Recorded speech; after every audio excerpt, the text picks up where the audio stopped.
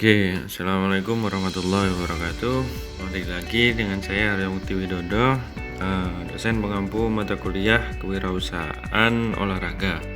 Pada pertemuan kali ini kita akan membahas mengenai kegagalan-kegagalan apa saja yang mungkin akan terjadi apabila kita melakukan sebuah usaha tanpa perencanaan yang pasti, tanpa manajemen yang pasti, tanpa tujuan yang pasti arahnya kemana, seperti itu. Jadi kita akan lebih membahas apa-apa saja yang bisa terjadi apabila kita tidak membuat sebuah konsep dalam usaha.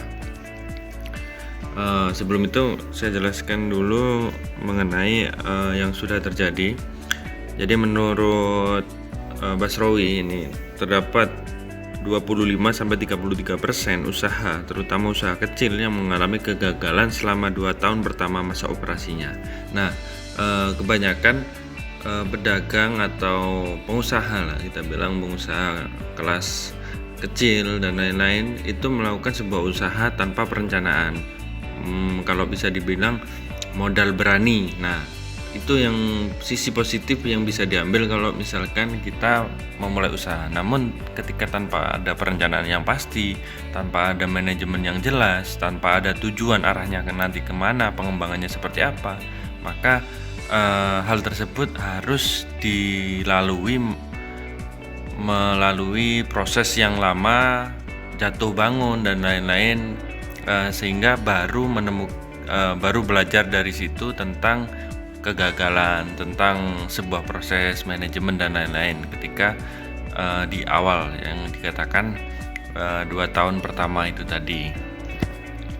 Selanjutnya ini 3 faktor kegagalan usaha yang dijelaskan oleh Basrowi tahun 2011. Masuk ke dunia usaha terlalu cepat, jadi tanpa perencanaan itu tadi, tanpa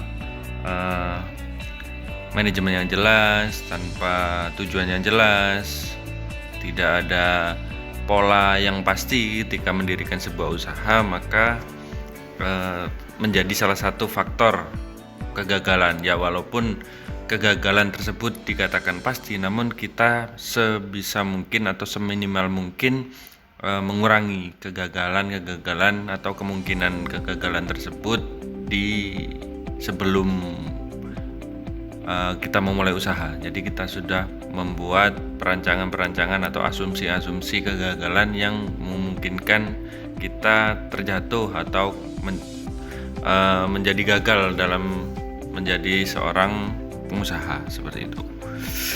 Selanjutnya ada kehabisan modal. Nah, dalam proses usaha ini tadi lebih kepada manajemennya untuk poin kedua ini. Jadi kehabisan modal itu menjadi sesuatu yang dianggap pasti ketika kita tidak merencanakan atau memanajemen atau memanage dari modal yang kita miliki. Saya katakan modal di sini merupakan modal yang real, bukan modal cara berpikir atau yang lain, tapi ketika kita memulai sebuah usaha itu harus tetap mengeluarkan modal yang pasti, seperti itu. Selanjutnya kegagalan, terus itu aja. Oke, saya lanjutkan untuk poin yang kedua. Dalam poin kehabisan modal ini merupakan poin yang pasti. Jadi ketika kita memulai usaha, kita harus memiliki modal, walaupun sekecil mungkin modal itu kita akan dapat memutarnya. Selanjutnya yang terakhir, dalam kegagalan perencanaan. Nah, untuk yang ini kita kembali lagi di proses awal. Jadi ketika merencanakan sesuatu, kita harus dapat memikirkannya secara logis, bukan secara perasaan, seperti itu.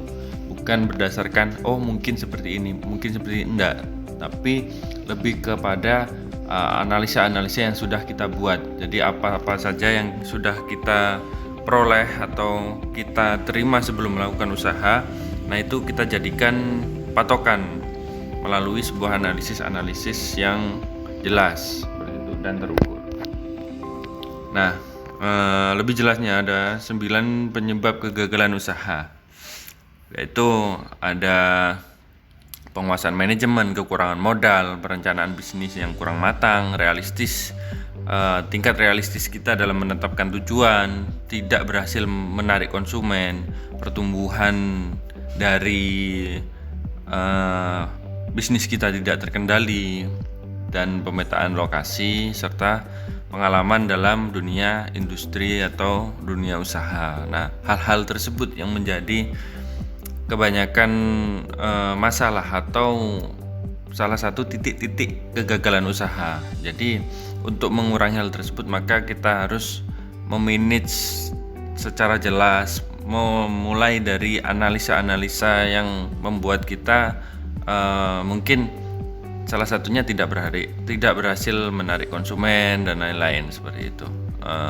Mungkin itu saja untuk brainstorming dari mata kuliah kewirausahaan dalam pertemuan apa saja yang menjadi kegagalan usaha seperti itu. Nah, untuk selanjutnya silakan ditelaah kembali dan coba diimplementasikan kepada usaha yang kalian miliki. Terima kasih. Assalamualaikum warahmatullahi wabarakatuh.